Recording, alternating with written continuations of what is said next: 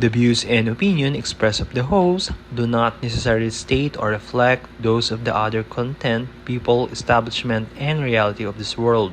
Furthermore, any content or information shared by the host and speaker are of their opinion basis only and are not intended to malign any group, gender identity, beliefs, practices, religion, organization, individuals, anyone, or anything. If you have any concern, suggestion, opinion, you can send a message to ask.adrian@gmail.com.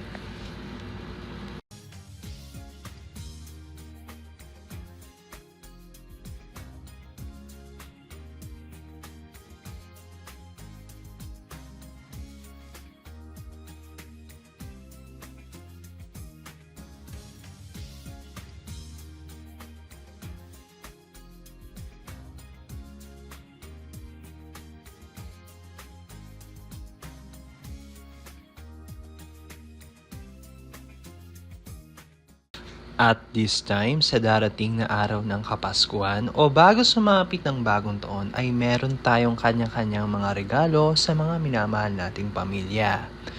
Malapit na kamag-anak, syempre, pagiging ninong at ninang natin sa mga inaanak natin, meron din naman tayong regalo sa mga katrabaho natin, boss and co-workers at syempre, hindi rin papahuli ang mga malalapit nating mga kaibigan.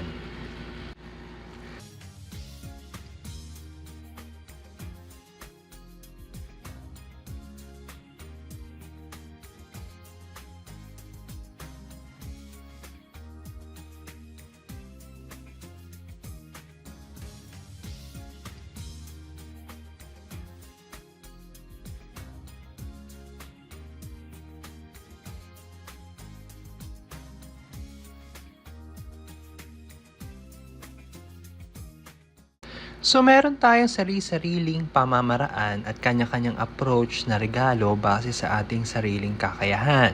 Conforme yan sa mga kakilala natin sa buhay. So sa pagbibigay ng gifts o regalo, magdudulot ito ng epekto sa pagbibigyan natin. Naandyan yung kailangan sa pang-araw-araw like kape o tsokolate, at yung kagustuhan na pangangailangan na magagamit din minsan tulad ng appliances. Meron ding regalo na magdudulot ng aral tulad ng libro.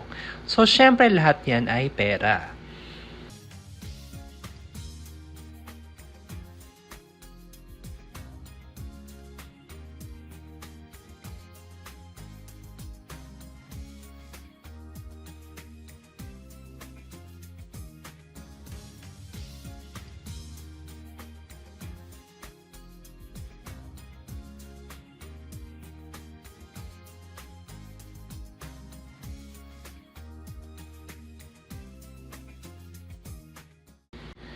Meron din naman na mga pwedeng ipang regalo ay yung ticket.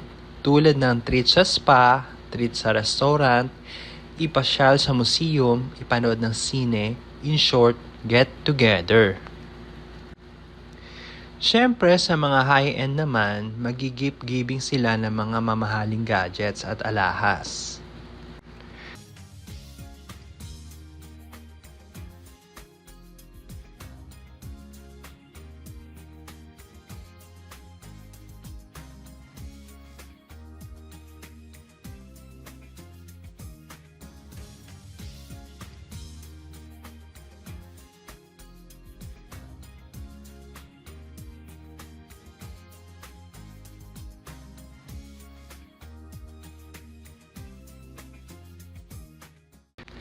May mga ideya at tipid tips lang naman din na pagka magre-regalo ka ay bilhin mo na ng summer para hindi ka perwisyo, peligro sa mga kakilala mo. Ipwede din namang ticket ay regalo yan ay kung may available sila or masisingit nila sa oras nila.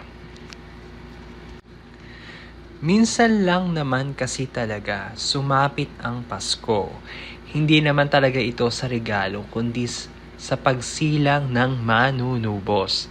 Na ayon sa nasusulat, the three magi offered their own gifts such as myrrh, gold, and frankincense.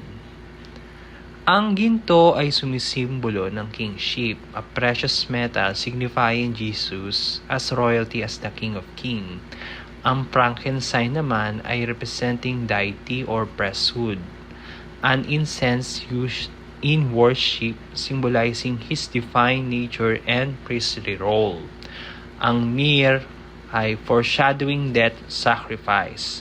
An embalming oil representing his humanity, sacrificial death, and future role as Savior.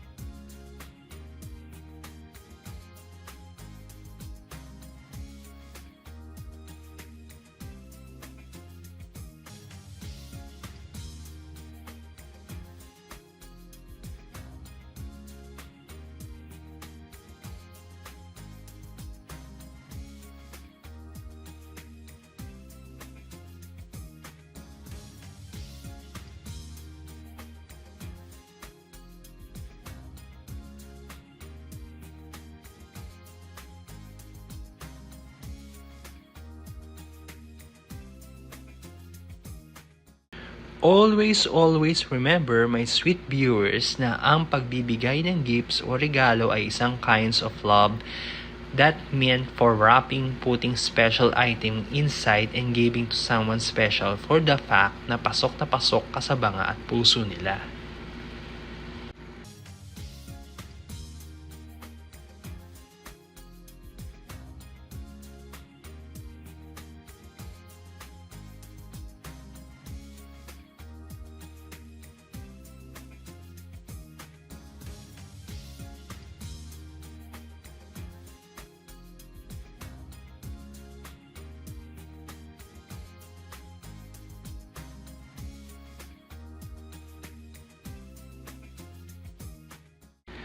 At sabi nga ng greatest philosopher na si Dr. Gary Chapman, merong love language this Christmas na ipinaparanas mo sa pamilya, katrabaho at malapit mong mga kilala.